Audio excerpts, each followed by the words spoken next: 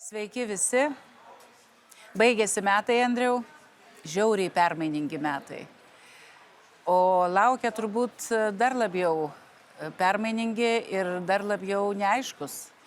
Aš nesimenu savo politiniai turbūt ypatingai, aišku, karo metai buvo karo metai, kai prasidėjo, bet jau prieš naujus metus buvo labai daug vilties. Jau buvo Chersonas išvaduotas, jau buvo daug kitų dalykų. Ir aš neprisimenu tokių metų, prieš naujus metus, tokio jausmo, kur iš tikrųjų žmonėm negaliu pasakyti tokio labai daug ką nors viltingo, o labai noriu.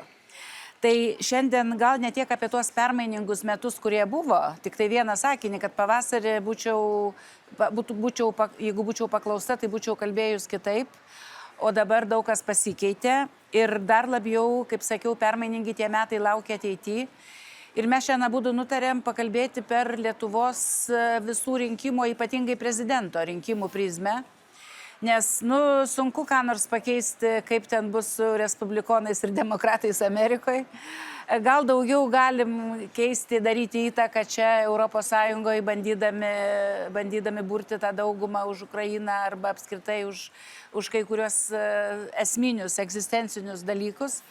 Bet Lietuvos situacija, mes abu tai gal ir ne, bet apskritai lietuviai, tai labai gali daryti įtaką ir stovėti tokiose pozicijose, kurios gali nulemti labai daugą. Kaip niekada aš tuo esu įsitikinus. Tai, Andriau, aš gal ir paklausiu tavęs, tai tu dabar čia ir imkis jau kalbėjimo, nes tu pasiūlėjai tą temą, nes turi ką pasakyti apie ypatingai prezidento rinkimus. Na, tai iš tikrųjų, čia pradėsiu gal to sakiniu irgi nuo praėjusių metų ir kaip atrodo būsimieji metai. Tai iš tikrųjų turbūt pirmi metai, kai žiūrint į ateinančias kalėdas ir galvojant, ką palinkėti žmonėm, tu jau nuoširdžiai nori palinkėti taikos ir saugumo.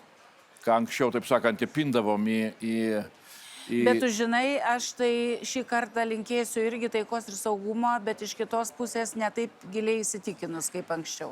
Nu jo, bet tai tada ir linki to, ko labiausiai reikia. Jeigu anksčiau tą linkėdavom taip truputį, formaliai, tai dabar tas yra iš tikrųjų nuoširdus linkėjimas ir nuoširdus noras, nes iš tiesų situacija nėra labai paprasta.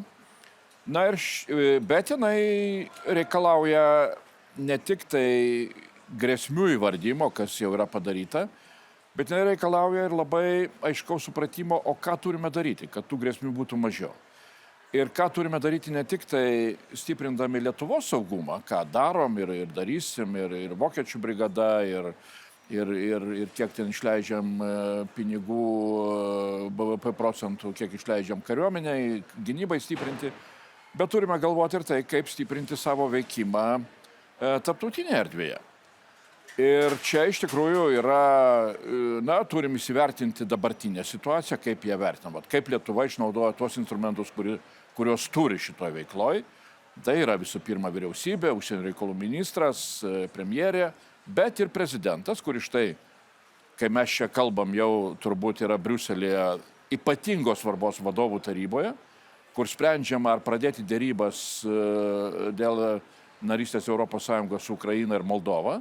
Žinom čia visą tą kontekstą, Orbanas, Vengrija ir taip toliau. Na ir tokios problemos jos gali tęstis ir per visus ateinančius metus. Tai klausimas, kaip atrodys Lietuva po prezidento rinkimų. Ir čia aš matau, paprastus dalykus. Tai dėja, bet štai šito instrumento vadovų tarybos, arba kitaip sakant, prezidento institucijos, per šitos 5 metus Lietuva savo tarptautinėje veikloje neišnaudojo. Aš taip drįsčiau pasakyti. Bet tu prezidentą turiu omeny, nes aš manau, kad kur ne kur, bet Gabrielius Landsbergis mūsų diplomatija tai apie prezidentą.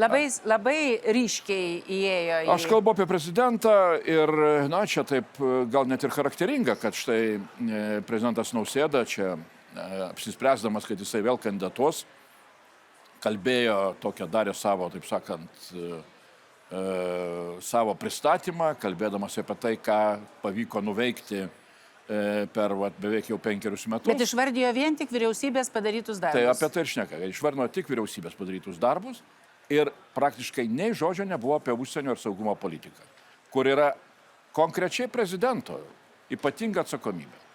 Tai aišku, išimtinė netgi. Išimtinė. Tai aišku, galima pasidžiaugti, kaip gražiai atrodė NATO summitas Vilniuje, bet aš turiu pasakyti, kad tarptautinėje žiniasklaidoje Vilniaus NATO summitas yra vadinamas nesėkmingu, politinė prasme.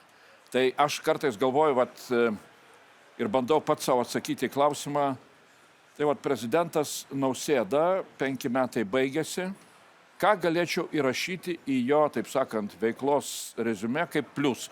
Kad pavyko jam realiai padaryti, jam, ne vyriausybei pastatyti ten sieną ant Baltarusijos, tvorą ant Baltarusijos sienos, sutvarkyti pandemijos reikalus ir daugelį kitų dalykų. Ką prezidentui pavyko padaryti? Aš nežinau, ką parašyti. Tai, gražiai atrodė. Tai tas savaime suprantama, bet žiūrint jau rimčiau, žiūrint į tarptautinę politiką, į tuos iššūkius, su kuriais susiduria Europą ir Europos Sąjunga ir kur sprendžiami vadovų taryboje daugelis dalykų, tai aš turiu pasakyti, kad šitoje vietoje Lietuvos nelabai matėsi ir nesimatys. Nes dabar gal ir neblogai yra, kad į vadovų tarybą grįžta Donaldas Tuskas, kaip Lenkijos premjeras.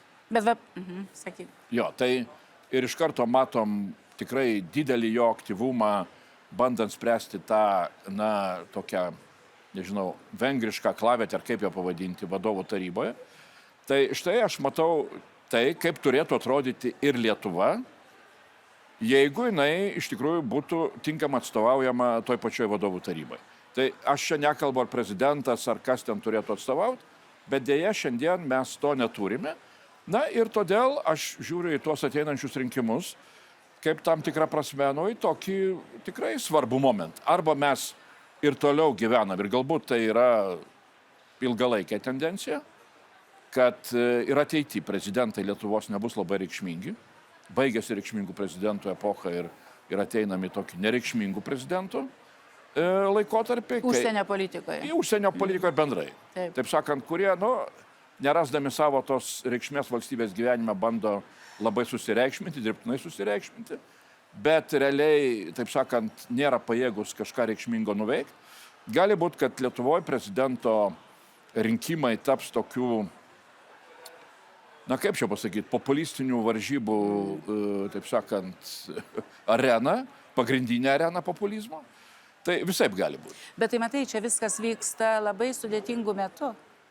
Jeigu tai būtų tų populistinių kokių veikėjų pasistumdymas tokiu laikotarpiu, kuris yra ramus, sotus, gyvenam gerai, geriau negu bet kada ir gyvensim tik tai geriau, bet kai tas ateinantys metai visiškai neaiškus ir daug žmonių tai jaučia, kad jie yra neaiškus, tai tas atsidaręs ir galimybių langas Lietuvai, kada mūsų klausėsi, kada mūsų įsiklausė, mesgi jau jutom čia, jis pradeda užsidaryti. Arba tiksliau, gal dar nepradeda užsidaryti, bet gali užsidaryti. Ir vėl galim būti tokie truputį marginalizuoti ir panašiai. Tai prezidentas per šitą laikotarpį, aš nuoširdžiai pasakysiu, aš tikrai galvojau, kad žmogus ateina į prezidentus neturėdamas jokios užsienio saugumo politikos patirties, bet per 5 metus vis tiek, labai greitai mokantis, labai greitai suprantant, kaip čia veikia mechanizmai, tu gali labai greitai pasidaryti, parodyti save, parodyti savo gebėjimus, galimybės ir panašiai. Bet to neįvyko, būtent to neįvyko. Kitas dalykas Lietuvai, kodėl yra tas svarbus dabar momentas ir tas atsidaręs ar užsiveriantis galimybių langas, tai kai pasižiūri į praeitį, istoriją mūsų, visada lūžiai visi pagrindiniai vykdavo, kada yra geopolitiniai lūžiai įvairūs vyksta. Tai netgi ne nuo mūsų priklausantis dažnai gali būti dalykai, bet tokiu metu ypatingai reikia vairą laikyti stipriai savo rankose, telkti visą visuomenę, o prezidentas ir čia dėja nebuvo telkiantis. Nuo pat pirmų minučių, kai tik tai buvo išrinktas naujas Seimas, nuo pat pirmų minučių prisiminkit visi, kai pradėjo atmetinėti ministrus, parodė iš karto savo aiškę liniją, kad jisai bus kitoj pusėje. Tai jam dabar svarbu yra sutelkti tą rinkėjų dalį, kuriai dėja, pripažinkim, sako, politikam negalima per rinkėjus niekaip kalbėti, bet aš pasakysiu, kuriem nesvarbi ta užsienio politika. Ir čia viena iš priežasčių turbūt, kodėl jisai kalba apie vyriausybės atliktus darbus, prisirašydamas savo.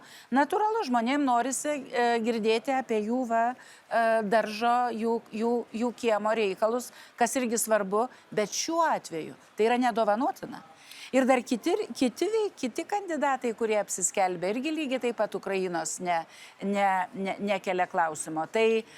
Tai matysim, kaip čia bus ir tikrai laukia nelengvi metai, o mūsų darbas ir užduotis yra apie tai kalbėti su žmonėm atvirai. Tai aš tik tai pratęsdamas tai, ką tu sakai, tai iš tikrųjų, čia kaip ten prezidentas, ką jis čia kalba, su kuo jis čia priešinas Lietuvoje, čia, taip sakant, jo pasirinkimas ir čia nėra, taip sakant, kai neranda ką daugiau daryti, tai čia toks pagrindinis užsiėmimas. Bet iš esmės, iš tikrųjų, ką tu teisingai pastebi, yra tokie, geopolitinio lūžio metai. Mes tą kartojam, bet iš tikrųjų, tą, ką mes matome ir čia Europos parlamente, stringantis, taip sakant, galimybę Ukrainai pasiekti pergalę, dėl to, kad vakarai per mažai ją remia, vakaruose sukelia tokią reakciją, tai maždaug ir nebereikia jau čia remti. Taip sakant, aš... Jis tiek nelaimėsi. Jo, aš taip sakant, hiperbolizuoju. Taigi tą girdis ir Amerikoje tą girdim kalbant. Tas jaučiasi ir šitoj vietoje iš tikrųjų yra labai svarbu, tam tikrą prasme, imtis lyderystės, formuluoti tam tikras nuostatas. Buvo nuostatos, štai Ukraina laimi ir mes čia padėsim pergalę ir čia pergalę tuoj pat pasieksim ir visi su tokiu, taip sakant, optimizmu ir entuzijazmu ėjo. Dabar paaiškėjo, kad karas galbūt bus ilgesnis, sunkesnis, kad tam reikia telkti vakarų paramą, mobilizuojant vakarų ekonomiką. Neužtenka vien iš sandėliuko atiduoti tai, ką ten turėjom. Reikia mobilizuoti gamybą, ne tik ten artilerijos ar tankų ar dar ko nors, ko Lietuva galbūt nelabai gali, nes neturim patirties. Bet, pavyzdžiui, dronų gamyboje.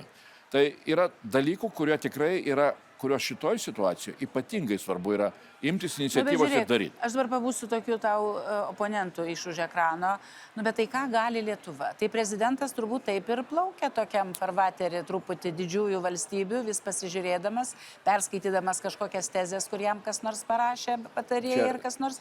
Tai sakys, bet ką tu čia Lietuva gali padaryti šitoj sudėtingoj situacijai? Aš tik tai galiu, aš visų pirma, tai tikrai manau, jog prezidentas, kuris grįžęs iš vadovų tarybos sako, aš pasisakiau tokiu ar tokiu klausimu, tai tikrai arba nesupranta, kaip yra užsienio politika daroma, arba iš tikrųjų vis dar nesupranta, kokį vaidmenį jisai galėtų ir turėtų atlikti. Pasisakymas yra mažiausia, taip sakant, dalis. Čia tik tai Lietkalnio viršūnė, formali. Mes patys buvom. Aš pati buvau NATO gynybos ministrų susitikimuose ir žinau, kiek reikšdavo tie vadinami susitikimai paraštėse, kur tu bandai, aš nesakau, kad prezidentas gal to nedaro, galbūt ir daro, bet kai šiaip jau, jeigu visai atvirai kalbant, jeigu per 5 metus daugelis net nežino mūsų prezidento pavardės, tie, kurie dalyvauja užsienio politikoje, tai va čia liūdesys yra. Tai pirmas dalykas be abejo, kad Lietuva pati savaime, taip, tą turim suprasti, mes nesam labai dideli, bet jeigu mes turim idėjų ir tos idėjos yra pakankamai reikšmingos, suprantamos kitų, mes galim ir privalom burti bendraminčių koalicijas. Baltijos valstybių kartu su Šiaurės valstybėm, su Centrinė Europa, bent jau dalim Centrinės Europos, tam, kad po to galėtumėm įtikinti ir didžiasias vakarų valstybės, tą pačią Vokietiją, Prancūziją ar Jungtinės Amerikos valstybės. Aš tokių pastangų nematau iš prezidento ir tai yra didelis praradimas Lietuvai. Tai bet žiūrėk, Andriau, dabar gal truputį nueikim nuo tos temos, kadangi dar kita aktualija yra ir susijusi su užsienio politika, apie telkimą tu užsiminėjai. Tai mes čia kalbamės su savo kolegomis Lenkais, kurie laimėjo rinkimus, įspūdingą pergalę pasiekė, iš tikrųjų labai reikšmingą, bet Lietuvoje yra daug nuogastavimų, kad žiūrėkit, mačiau antraštės žiniasklaidos, kad mūsų bičiulis, dabar jau galima pasakyti, Radekas Sikorskis tampa užsienio reikalų ministru. Ir atsiranda tokios baimės, dar kai kieno nors paskatinamos ir žiniasklaida mūsų gal nelabai įsigilinusi. Aš tai matau labai paprastą dalyką, kad, nežinau, atsiprašysiu, jeigu po kiek laiko kas nors primins man, ką aš dabar pasakiau ir tas nebus išsipildę, aš manau, kad situacija visiškai kitokia ir šita Lenkijos vyriausybė Lietuvai bus palanki. Kodėl? Todėl, kad pasikeitė geopolitinė situacija nuo to, kada jinai buvo prieš 10 metų valdžioj, kuomet tuometinė Tusko vyriausybė ir Radekas Sikorskis turėjo tokių iliuzijų, kad jie čia Lenkai, nemaža valstybė, eidami kartu su vokiečiais, prancūzais, jų tokia kryptis buvo. Ir todėl tas Rusijos faktorius atrodė tuomet netoks svarbus. Bet dabar, kiek aš žinau savo kolegas, va čia ir tą patį Radeką Sikorskį, vakar su juo susirašėm telefonu, pasveikinau su tų paskirimu, tai jis nekartą yra sakęs, kad tiksliau ir mes matom ir sakom savo kolegom, kad dabar žiūrim į Lenkiją kaip tą, ko nepadarė Nausėda. Žiūrim į Lenkiją kaip į tą valstybę, kuri gali telkti ES kontekste ir mūsų regiono žmonės į tą didesnę, ambicingesnę daug politiką Ukrainos atžvilgių ir Rusijos atžvilgių. Tai aš čia kaip tik noriu žmonės nuraminti ir su tokiu dideliu įsitikinimu sakau, kad šiuo atveju Radeko Sikorskio paskirimas užsienio reikalų ministru ir tokių dviejų ryškių asmenybių, kaip Radekas Sikorskis, pasaulinio lygio politikas, ir Gabrielius Landsbergis, kuris per 4 metus sugebėjo žvaigždė iš tikrųjų pasidaryti Europos, ypatingai užsienio politikos srityje, su savo labai tokiu ryškiu, aiškiai formuluojamu, labai tvirtą laikyseną, kaip tik tai gali pradėti burti brandolį tiem dalykam, apie kuriuos tu dabar tik ką kalbėjai. Tai aš tik čia pridurdamas dar, tai tas pats Radekas Sikorskis, su kuriuo mes čia vienoje politiniai grupėje dirbom ir pakankamai, taip sakant, turėjom progų suartėti, tai jis jau čia prieš išvykdamas, aš sutikau į koridorių, tai jis man sako, mano pirmas skambutis kaip ministro bus Gabrieliui Landsbergiui. Jis man vakar tą patį parašė. Tai aš suprantu, kad jis jaučia tą šiokį aš jam labai daug esu pasakojus, kaip ir tu taip pat, juokais ir prie vyno taurės ir be vyno taurės. Esam daug išsiaiškinę kalbėję apie tuos dalykus, kurie buvo tada mūsų vyriausybės metu. Tai čia vienas dalykas. Dabar antras dalykas, kas yra svarbu, turbūt, tai kad Lenkija sugrįžta su Donaldu Tusku, su tuo pačiu Radeku Sikorskiu, su visa vyriausybė, su dauguma, grįžta į Europą, jeigu taip galima pavadinti. Ir tai jeigu štai buvusios Kačinskio vyriausybės laikysena Rusijos atžvilgiu ar net paramos Ukrainai atžvilgiu, nepaisant ten paskutinio laikotarpio blokadų ar ten grūdų problemų, bet buvo labai aiški ir tvirta. Tačiau problema buvo tai, kad Lenkijos santykiai su ES, su ta pačia Vokietija, buvo visiškai prasti. Ir todėl Lenkija negalėjo realizuoti to, ko mes iš jos tikėjomės, kad jinai bus mūsų regiono ir mūsų regiono reikalų lyderė Europos mastu. Tai dabar ateina į valdžią ir atėjo jau į valdžią politinė jėga, kuri turi tokias pat tvirtas nuostatas ir Rusijos ir Ukrainos atžvilgių, bet plus turi gerus santykius su Europos Sąjungos lyderiu. Gerą reputaciją. Ir todėl jos įtaka, įtakojant ir Briuselio veiksmus, ir Berlyno veiksmus, ir kitus sostinių veiksmus, gali būti iš tikrųjų labai ir labai reikšminga. Andriau, pasižiūrėk, pradėjom pesimistiškai, o baigiam visai optimistiškai. Todėl, kad mes esam nepataisomi optimistai. Net ir tokiu labai nelengvu laikotarpiu vis tiek paskutiniam šitą mūsų video jums linkim gražių kalėdų ir reikia nenusiminti, reikia stengtis, siekti ir pasieksim. Tai ką, visiems iki. Tai prisėdu prie visų linkėjimų gerų ir taikių metų.